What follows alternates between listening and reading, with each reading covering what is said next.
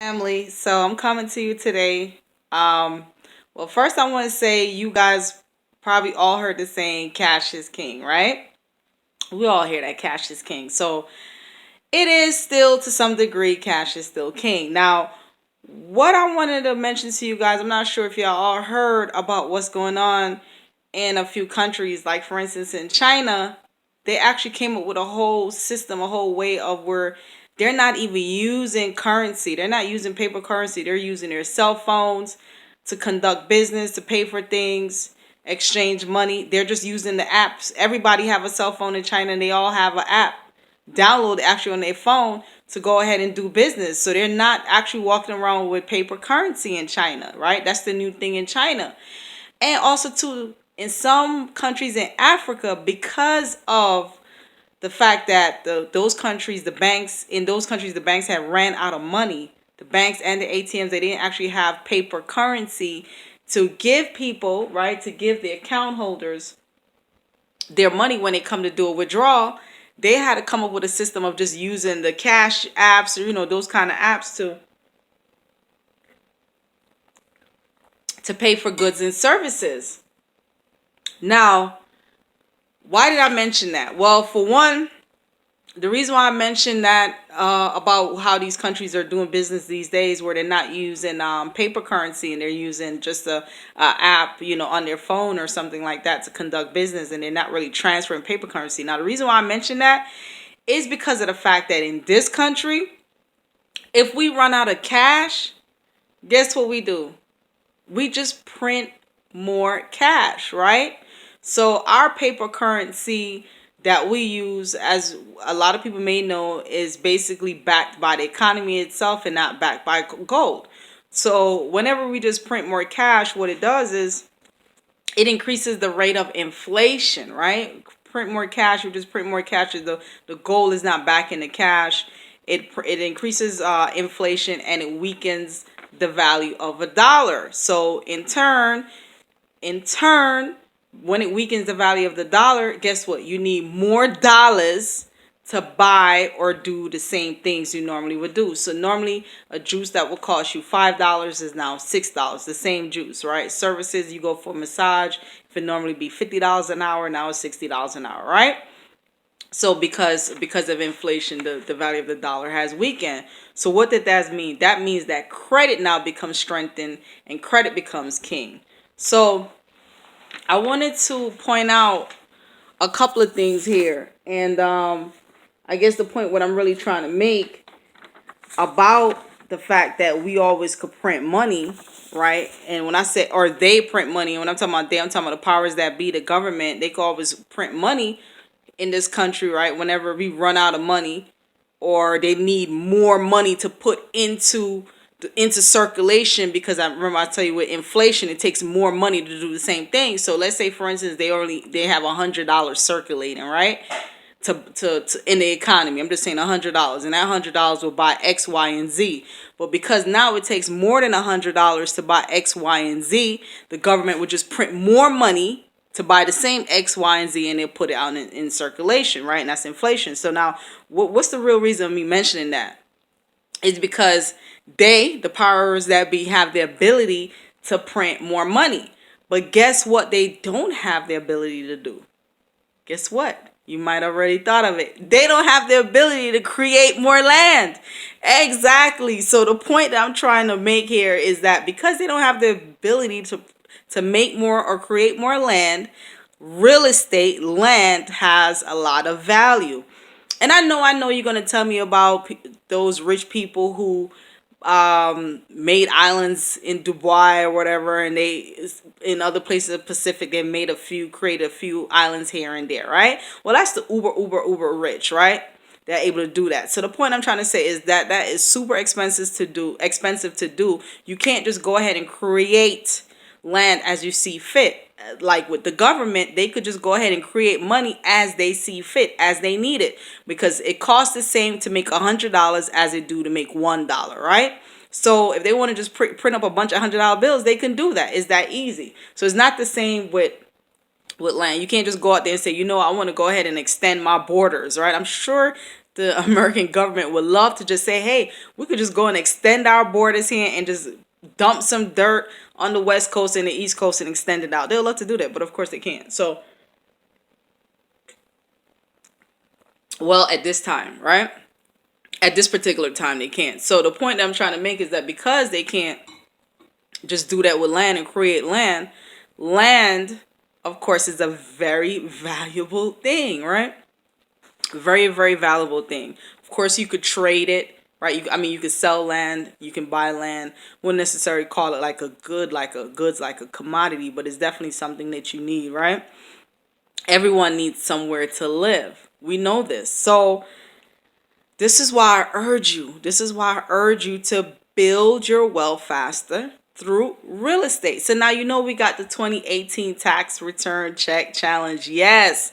Guess what today is? Today is January 1st. So that's the official countdown day started for when we're going to receive, right? Those of you who are going to get money back, receive tax returns in the $8,000, $9,000, $10,000 range.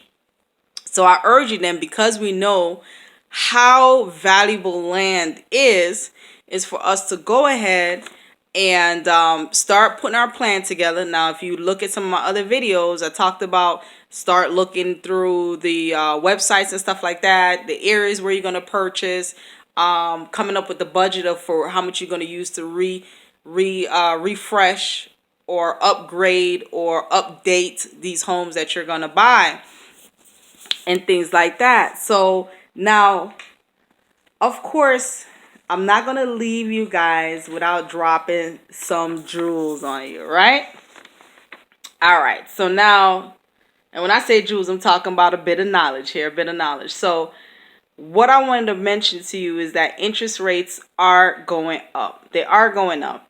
Now, the entity that set the rate in this country is the Federal Reserves. They're the entity that set what interest rates will be, or what banks could charge us, consumers or clients, interest, right? The amount they could charge us. Now, they announced several weeks ago that interest rates, are going up a quarter point or a 1/4% on short-term loans. So what's a short-term loan? A short-term loan is anything from 7 years and under, right? Is a short-term loan. For instance, your car loan is a short-term loan.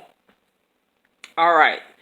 Now, so now that we know that the economy, for them to raise interest rate on short-term loans, is because they are predicting the economy is healthy, is doing well. So they're predicting more inflation too as well to go along with that. Because remember I said in this country, we just print money as we see fit, no gold backing it, but the economy is supposed to back it. So of course that increases the rate of inflation. So let's take a little bit more sip of this.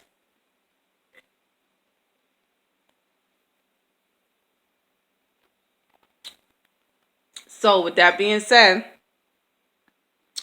the way how the market is trending right now is trending in a positive direction to where we see growth and to where we see more inflation, where banks could charge more. So of course, now banks are lending again. So what does that mean? That means instead of cash being king, soon credit is going to be king. Whenever we have an economy that has inflation going up or inflation rising, we see credit to be king. Why? Because now banks are willing to lend you money because they could charge more interest on the money that they lend you, right? So what that means for you is that the reason I say cash is king, other than more than credit being king, is because remember I said inflation, it takes more money to do the same things or buy the same things. So let's say you were going to buy a house $50,000 when cash is king, right? Now, because of inflation, that same house went from $50,000 to $60,000, right? Now that it's $60,000, you have $50,000 before to buy it, but you don't have $60,000, right? So this is where credit comes in at. Now credit becomes king because guess what? If you have good credit, that's what you need. It's not about having the cash now, because you're just not going to have enough cash, because have a weakened value, right? The dollar is weakened. So now you need credit. You need to have credit because guess what? Your credit could go much, much further than cash can go. So that's the reason why I say credit becomes king and not so much cash. So just want to recap a little bit why I'm mentioning this, right? Right now, prices are still low. Prices are still low. We know that inflation is going up, right? We know prices are going up. We need to buy now while we can still take advantage of that $7, $8, $9,000 tax return checks, where we can buy something, buy a real estate property. Or I'm just trying to get some better lighting here. Buy a real estate property where it's low. We can use our tax return to get it. But at the same time, like I said, inflation is things are going up. So in the next 6 months, or let's say if you get your check back, you end up, if you don't get it in February or whatever, you end up getting it in April. By that time, prices may go up. So now you're going to be looking towards using credit towards along with your cash. Remember I said also too as well, Quicken Loans, we do lower low loan amounts as well. So definitely consider us. You can get at me. I'm Nefertari Smith. I'm at Quicken Loans. And also too on YouTube, I'm Nefertari Smith. On Instagram, I'm 313 Nefertari. On Snapchat, I'm Nefertari313. On Facebook, I am Nefertari Smith, right? So, and you could email me too, nefertarismith@gmail.com. So definitely hit me up, all right? So we can even discuss this further. Let me know what your plans are, what you're trying to do, what you have as far as in motion, or what you put in motion in regards to building your wealth through real estate. So let me just again recap. The reason why I'm saying that this is very important is because of the fact that right now you can still buy real estate inexpensive or cheaper. Inflation is going up, so it's going to take you more money to buy the same property, right? It's going to take you more money to buy the same property. It's going to come a time when you may not have, you only have 10,000. We talking about tax return check challenge, so you only have 10,000. So instead of it being $10,000 to buy a house, now it went from 10,000 to 20,000, right? Or 20,000, 25,000. At that point now you're going to have to leverage credit, because credit becomes king, because credit can stretch much further than cash, right? Where you can get a loan for $100,000, right, with just putting down $5,000, right? With cash, if you was buying a house cash, it would be the entire $100,000 that you have to use, right? So now with credit, like I said, stretch further. You only had to put $5,000 to leverage getting credit for $95,000, right? You only put $5,000 down, you got $95,000. So you were able to leverage it. It made your money stretch further. So that's the reason why I'm saying now that credit is becoming a new king. Now, unless we go into a depression, because what I'm seeing here, based on what the market is going, I'm seeing more inflation, right? I'm seeing things rising up. I'm seeing the Dow and the stocks and all that is going to rise up even more. But unless we go in the other direction, we go into depression, then that's when cash will become king again. But I don't see us going to depression, considering that we just came out of recession and we're climbing up. But you never know. It can happen. It can happen within the next 5 years. We could be in a depression. It just all depends on, the powers that be and what they do, right?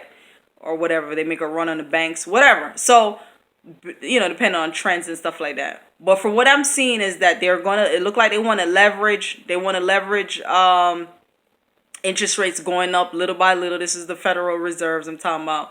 They want to put that out there to the market. They're setting it as that. It's just going up little by little, but it is going up. It is going up. And this is the trend, and this is what, is being predicted by the market.